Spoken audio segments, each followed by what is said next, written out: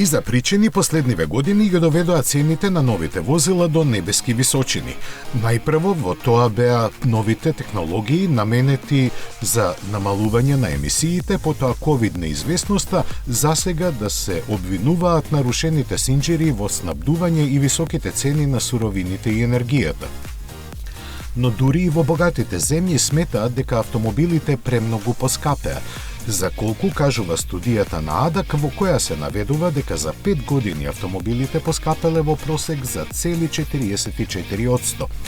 Најголемо влијание на вака високите проценти има и сфрлањето од понудата на најавените изведби, кои сега се заменети со други, помоќни, почисти и секако поскапи. Германскиот автомобилски клуб го наведе примерот на Volkswagen Golf, чија почетна цена пред само една година изнесуваше 20.700 евра, а сега чини за безмалку 9.000 евра поскапо.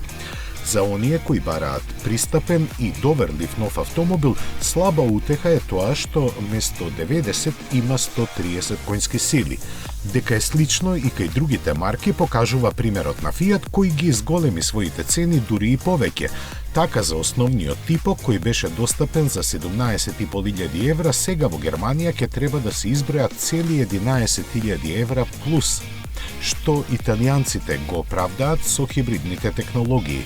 За жал, вакви екстремни примери има многу повеќе отколку што во ценовниците на продавачите на возила има останато по некој модел со разумна цена.